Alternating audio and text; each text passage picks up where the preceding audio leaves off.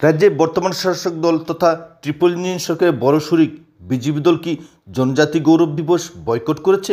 সমগ্র দেশেই যখন জনজাতি গৌরব দিবস পালিত হয়েছে, যে বিজেপি দলের তরফ থেকে সারা রাজ্যেই একটিমাত্র অনুষ্ঠান করা হয়নি। অর্থাৎ জনজাতি দিবসকে কেন্দ্র করে বিজেপি দল ঐতিহাসিক সমাবেশ করার কথা থাকলেও সেই সমাবেশ থেকে পিছু হটে, অনেকেই বলছেন যে সেই সমাবেশ থেকে পিছু হটতে বাধ্য হয়েছেন।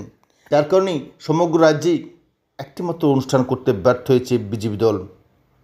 যদিও নিন্দুকরা বলছেন যে জনজাতি গৌরব দিবস সম্পূর্ণভাবে বয়কট করেছে বিজেপি দল, যার জন্যে রাজ্যের কোথাও এই জনজাতি দিবস উপলক্ষে কোথাও কোনো রাজনৈতিক কর্মসূচি ছিল না। অথচ রাজ্যের সমস্ত রাজনৈতিক দল, আইপিএফটি, তীব্রমতা, সেই সঙ্গে সিপিএম দল এবং কংগ্রেস দল, যাদের রাজনৈতিক ভূমিকা রাজ্যে বিন্দুমাত্র রয়েছে কিনা সন্দেহ রয়েছে, তারও বিভিন্ন প্রান্তেই এই জনজাতি দিবস উপলক্ষে বিভিন্ন ধরনের রাজনৈতিক কর্মসূচি নিয়েছেন। অথচ এটাই দুর্ভাগ্যের বিষয় যে রাজ্যের শাসক দলের বড় শরিক বিজেপি এই জনজাতি দিবস উপলক্ষে একটিমাত্র অনুষ্ঠান করেনি এবং সারা রাজ্যেই জনজাতি দিবস উপলক্ষে বিজেপি কর্মীরা ছিল নিষ্প্রভ।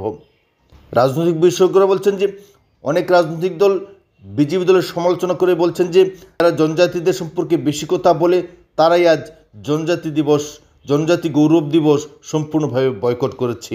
এর পেছনে কী কারণ রয়েছে? বিজেপি কি এর যে জনজাতিদের ভোটের আশা করছে না, তার জন্য কি এই জনজাতি গৌরব দিবস বয়কট করলো বিজেপি দল?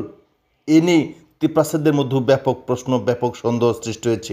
তাই নিন্দুকরা বলছেন যে আসন্ন এডিসি ভিলেজ নির্বাচন, সেই সঙ্গে 2028 বিধানসভা নির্বাচনে এর যে জনজাতি অংশের মানুষ বিজেপিকে ভোট দেবে কি, তা নিয়েও প্রশ্নচিহ্ন দেখা দিয়েছে।